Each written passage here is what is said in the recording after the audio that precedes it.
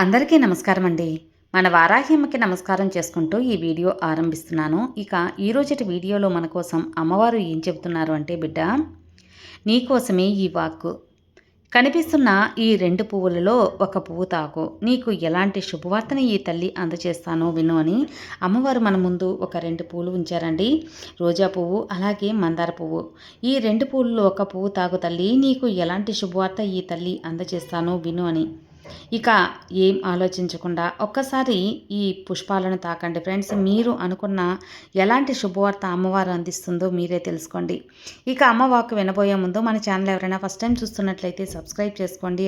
మన వీడియోస్ నచ్చినట్లయితే లైక్ చేసి అలాగే సపోర్ట్ చేయండి ఫ్రెండ్స్.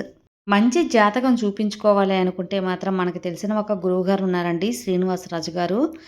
జ్యోతిష్యంలో గొప్ప అనుభవం ఉన్న గురువుగారు ఎటువంటి సమస్యకైనా మంచి పరిష్కారం అనేది చూపిస్తారండి.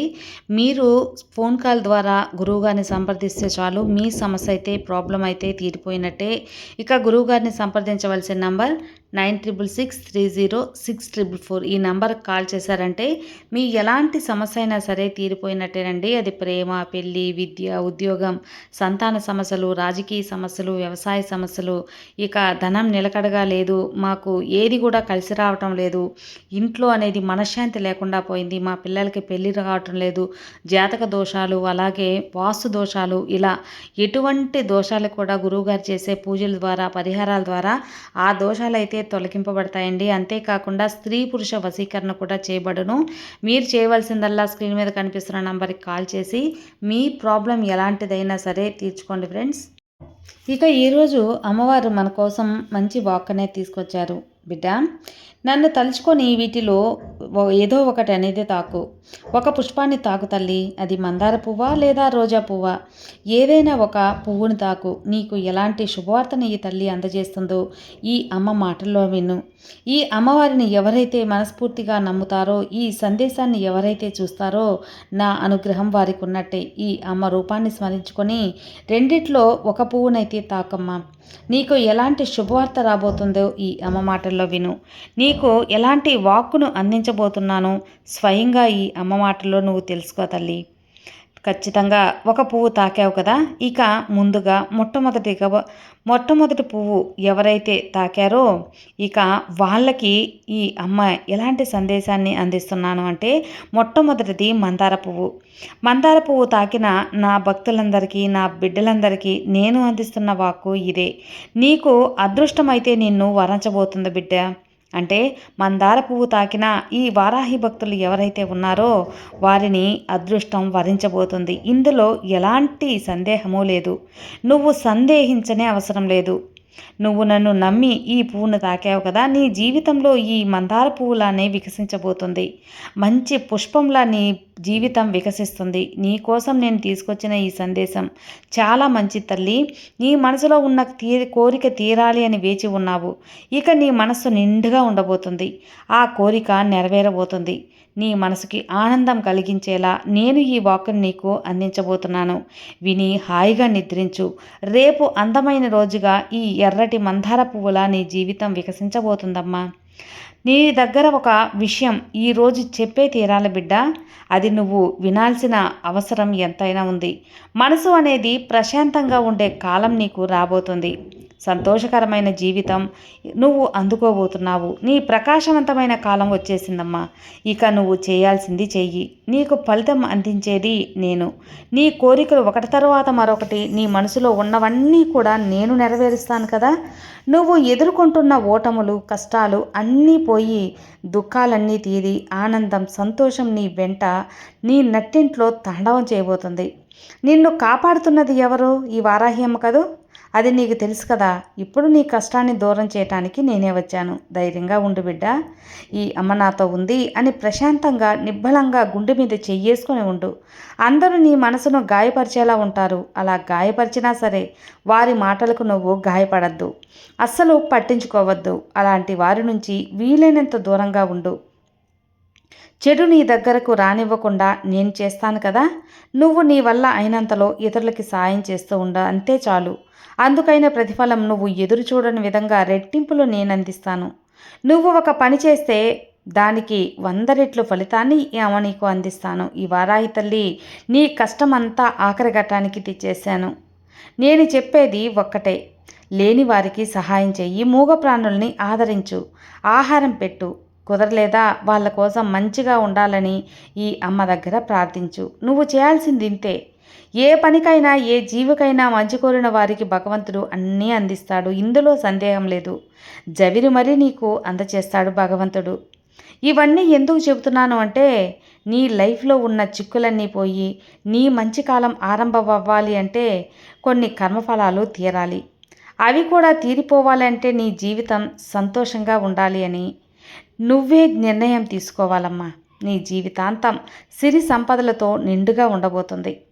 రేపు ఒక శుభవార్త, ఒక మంగళకరమైన వార్త నిన్ను వెతుక్కుంటూ వస్తుంది, నీ ఇంటికే వస్తుంది. ఆ మంచి వార్త నీకు చాలా ఆనందాన్ని కూడా కలిగిస్తుంది.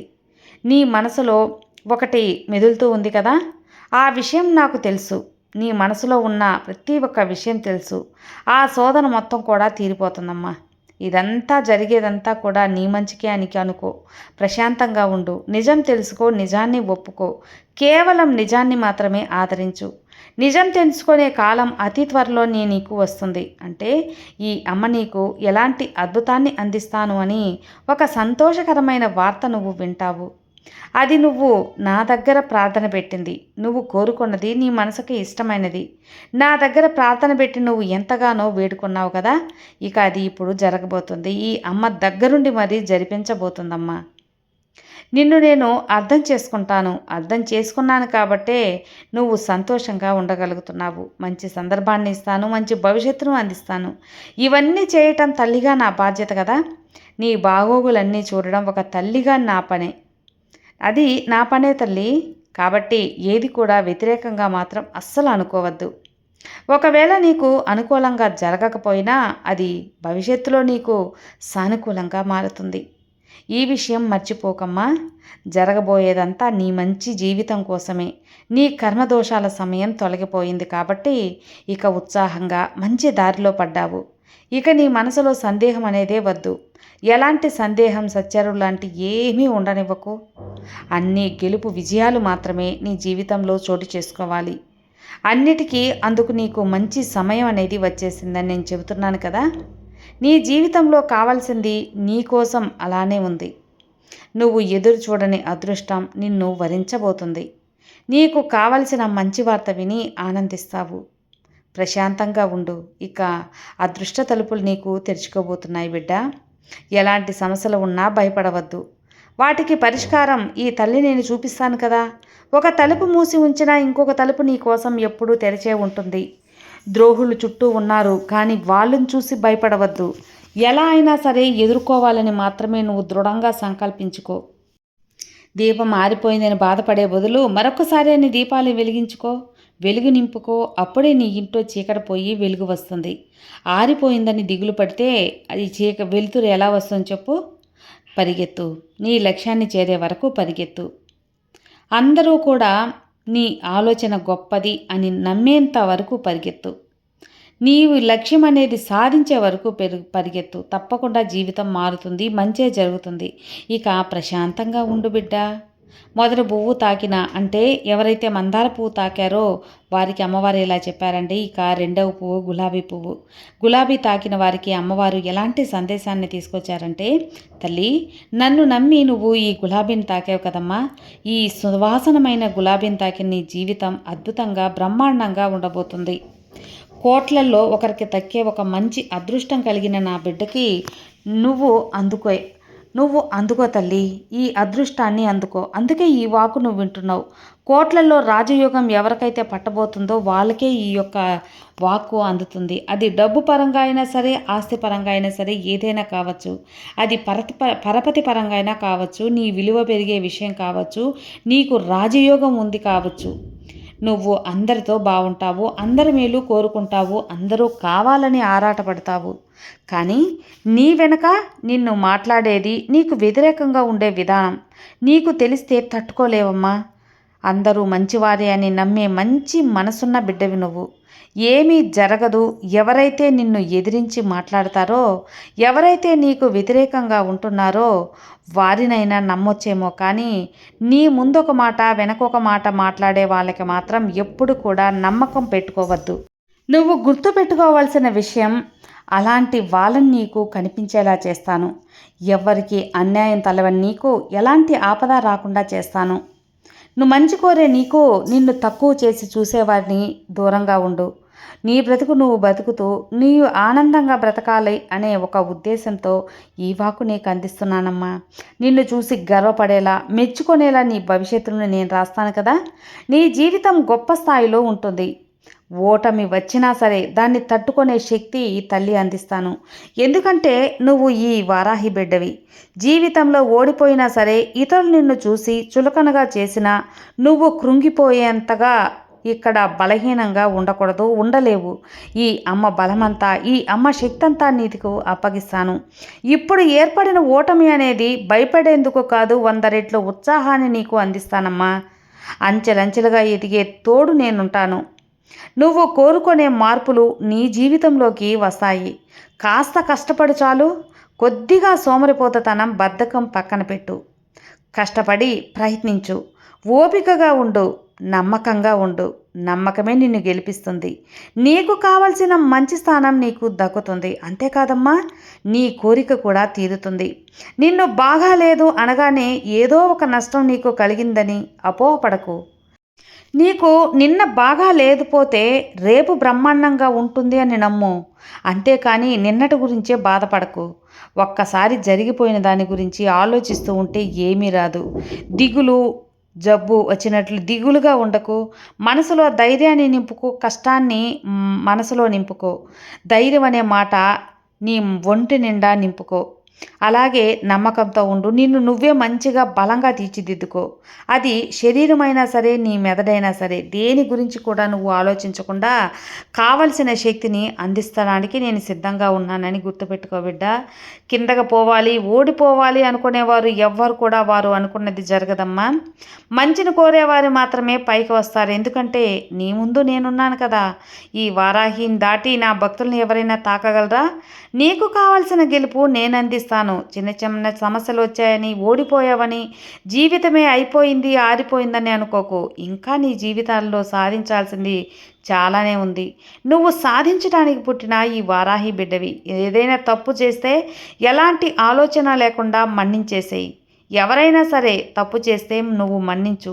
అలాగే నువ్వు తప్పు చేస్తే క్షమాపణ కోరు, తను సరిదిద్దుకో ఆ తప్పుని. అప్పుడే అహం అనేది లేకుండా స్పష్టంగా, స్వచ్ఛంగా ఉంటావు.